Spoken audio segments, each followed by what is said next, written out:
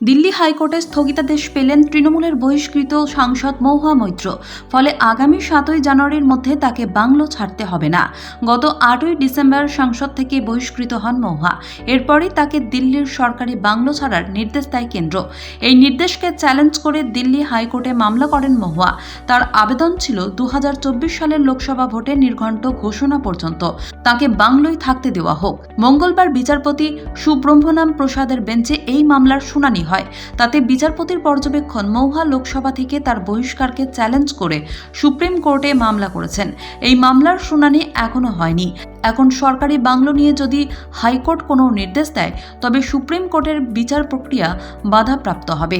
তাই আপাতত ওই মামলায় স্থগিতাদেশ দেওয়া হলো। মহুয়ার উদ্দেশ্যে বিচারপতির মন্তব্য, আপনি একটি রিট পিটিশন দায়ের করে সরকারি নির্দেশকে চ্যালেঞ্জ করেছেন। আবার অন্য মামলা হয়েছে সুপ্রিম কোর্টে। যদি শীর্ষ আদালত সেই মামলায় স্থগিতাদেশ দেয় তাহলে এই বিষয়টি শুনানি হতে পারে।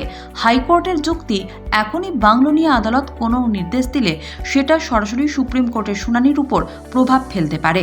বস্তুত বহিষ্কারের সিদ্ধান্তকে চ্যালেঞ্জ করে মহুয়ার মামলার শুনানি পিছিয়ে গিয়েছে সুপ্রিম কোর্টে। আগামী 3রা জানুয়ারি সেই মামলার শুনানির সম্ভাবনা রয়েছে। তাই দিল্লি হাইকোর্ট ওই দিন পর্যন্ত মহুয়ার বাংলো মামলায় স্থগিতাদেশ দিয়েছে। 4 জানুয়ারি মামলাটির শুনানি হবে বলে জানান বিচারপতি। এই সময়ের মধ্যে কোনো অন্তর্বর্তী নির্দেশ দিতেও অস্বীকার করে হাইকোর্ট। মহুয়ার আইনজীবী জানান, তার মক্কেলকে সংশ্লিষ্ট সময়ের মধ্যে বাংলোয় থাকার অনুমতি দেওয়া হলে তিনি বর্ধিত সময়ের জন্য প্রযোজ্য যে কোনো খরচ দিতেও প্রস্তুত। উল্লেখ্য, বিজেপি সাংসদ নিশিকান্ত দুবে অভিযোগ করেছিলেন, ঘুষ নিয়ে সংসদে প্রশ্ন করেছেন মহুয়া, নিশানা করেছেন প্রধানমন্ত্রী নরেন্দ্র মোদীকে। এসবের জন্য শিল্পপতি দর্শন হীরানন্দানীর থেকে উপহার নিয়েছেন মহুয়া। তৃণমূল নেত্রীর প্রাক্তন বান্ধব জয় অনন্ত দেহাদ্রায়ও অভিযোগ করেছিলেন যে সংসদে নিজের মেল আইডি লগইন পাসওয়ার্ড হীরানন্দানীকে দিয়েছিলেন মহুয়া। সেখানে সরাসরি প্রশ্ন পাঠাতেন শিল্পপতি। যদিও মহুয়া ঘুষ নিয়ে প্রশ্ন করার অভিযোগ অস্বীকার করেন, তবে সংসদে নিজের মেল আইডি লগইন পাসওয়ার্ড দেওয়ার কথা স্বীকার করেন। তিনি জানান, অনেক সাংসদই এরকম করে থাকেন, কিন্তু শেষ পর্যন্ত গত 8ই ডিসেম্বর সংসদ থেকে তাকে বহিষ্কৃত করা হয়।